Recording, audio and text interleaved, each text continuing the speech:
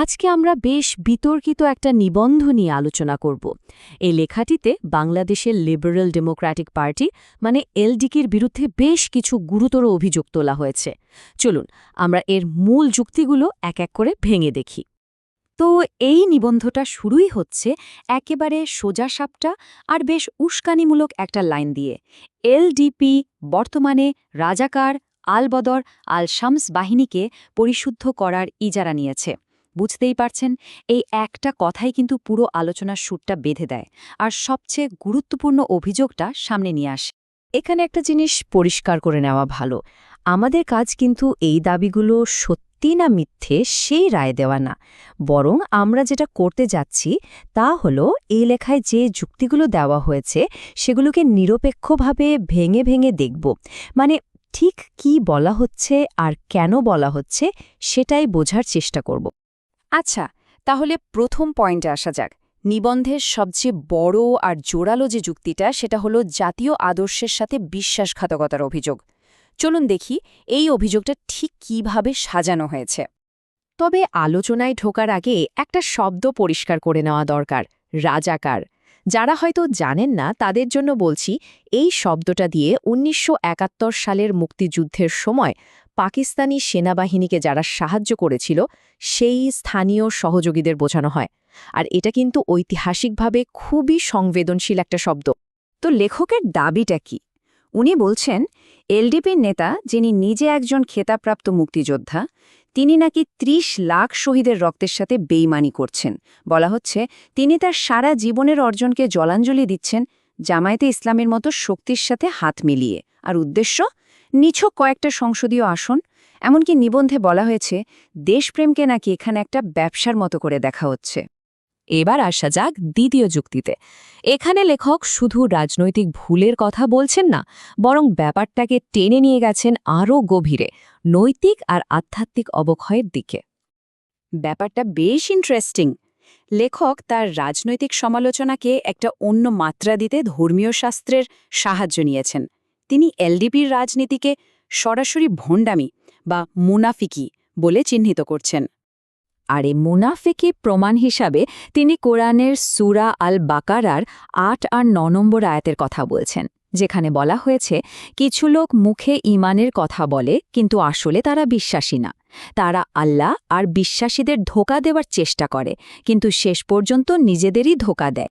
তো এই আয়াতের সূত্র ধরেই নিবন্ধে বলা হচ্ছে এলডিপি মুখে গণতন্ত্র আর স্বাধীনতার বুলি আওড়ালেও তাদের কাজগুলো নাকি আসলে উগ্রবাদী ও দেশবিরোধী শক্তির এজেন্ডা বাস্তবায়নে সাহায্য করছে।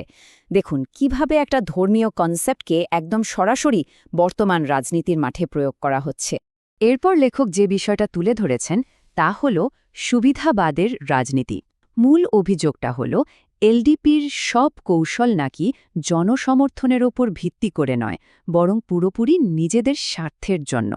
লেখক এখানে দুটো রাজনীতির মধ্যে একটা দেয়াল তুলে দিয়েছেন। একদিকে এলডিপির রাজনীতি, যেটাকে বলা হচ্ছে ড্রয়িং রুমের বৈঠক বা সিটের জন্য ব্ল্যাকমেইলিং, আর তার ঠিক বিপরীতে রেখেছেন জনগণের রাজনীতি, যেটা হলো রাজপথের প্রতিবাদ আর আদর্শের লড়াই, মানে একেবারে সাদা আর কালো এইভাবে দেখানো হয়েছে। আর এই সুবিধাবাদের প্রমাণ হিসাবে কয়েকটা নির্দিষ্ট অভিযোগও আনা হয়েছে। যেমন বলা হচ্ছে এলডিপি নাকি জেনেই গেছে যে জনগণের ভোটে তারা ক্ষমতায় আসতে পারবে না, তাই তাদের কৌশল হল বড় দলগুলোকে ব্ল্যাকমেইল করে কিছু সুবিধা আদায় করা। আরও বলা হচ্ছে রাজপথের কোনো কর্মসূচিতে তাদের দেখা যায় না, কিন্তু যে নির্বাচনের আগে সিট ভাগাভাগির কথা ওঠে তখনই তারা সবচেয়ে বেশি সোচ্চার হয়। এবার আমরা নিবন্ধের প্রায় শেষের দিকে চলে এসেছি, যেখানে লেখক রীতিমতো একটা ভবিষ্যদ্বাণী করে বসেছেন, আর সেটা হলো এলডিপির রাজনৈতিক পতন নিয়ে। এবং শুধু ভবিষ্যদ্বাণী নয়, একটা নির্দিষ্ট তারিখও বলে দেওয়া হয়েছে, ১২ই ফেব্রুয়ারি ২০২৬। লেখকের কথা অনুযায়ী এই দিনটায় নাকি হবে এলডিপির জন্য শেষ বিচারের দিন, মানে চূড়ান্ত হিসাব নিকাশের দিন। কি ঘটবে সেদিন? লেখকের মতে ২০২৬ সালের সাধারণ নির্বাচনে বাংলাদেশের মানুষ নাকি একটা ব্যালেট বিপ্লব ঘটাবে, আর সেই বিপ্লবের মাধ্যমে এই পুরো সুবিধাবাদী চক্রকে তারা প্রত্যাখ্যান করবে। এক কথায় এটা হবে জনগণের রায়। তবে লেখক শুধু এলডিপির কথা বলেই থামেননি। তার মতে এই গণরোষের শিকার হবে আরও অনেকে। কারা? তালিকায় আছে এলডিপি, জামায়াত, এনসিপির অশুভ জোট, পিনাকি বা ইলিয়াসের মতো প্রবাসী ষড়যন্ত্রকারী, আর সেই সাথে সব সহযোগী আর সুবিধাবাদীরা। লেখকের ভাষায় এরা সবাই নাকি ইতিহাসের আস্থা করে নিক্ষিপ্ত হবে। তো সবশেষে লেখক কি বলতে চাইছেন? চলুন নিবন্ধের একদম শেষ অংশে যাওয়া যাক, যেখানে তার চূড়ান্ত আহ্বানটা রয়েছে। নিবন্ধটা শেষ হয়েছে একটা খুব পরিষ্কার ছবি এঁকে। লেখক বলছেন, এখনকার রাজনৈতিক পরিস্থিতিটা হলো সত্য আর মিথ্যার মধ্যে একটা সরাসরি লড়াই। আর এই লড়াইয়ে তিনি সচেতন তরুণ সমাজ আর দেশপ্রেমিক জনতাকে এক হওয়ার ডাক দিচ্ছেন। আর তার এই আহ্বানের সপক্ষে লেখক আবারও কোরআনের একটি আয়াতে সাহায্য নিয়েছেন। সূরা বনী ইসরাইলের ৮১ নম্বর আয়াত, যেখানে বলা হয়েছে, বলুন, সত্য এসেছে এবং মিথ্যা বিলুপ্ত হয়েছে। নিশ্চয়ই মিথ্যা বিলুপ্ত হওয়ারই কথা। মানে এই কথাটা দিয়ে লেখক তার পুরো যুক্তির একটা জোরালো ইতি টানছেন। তাহলে শেষ পর্যন্ত লেখকের চূড়ান্ত বার্তাটা কি?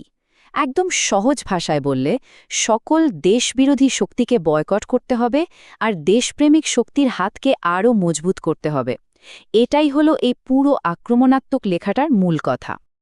তো এই পুরো আলোচনাটা শোনার পর একটা মৌলিক প্রশ্ন কিন্তু থেকেই যায়।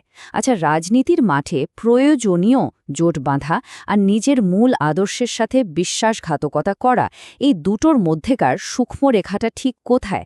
এই নিবন্ধের মূল বিতর্ক কিন্তু এই প্রশ্নটাকে ঘিরেই, আর এর উত্তরটা নিয়ে ভাবার অনেক সুযোগ রয়েছে।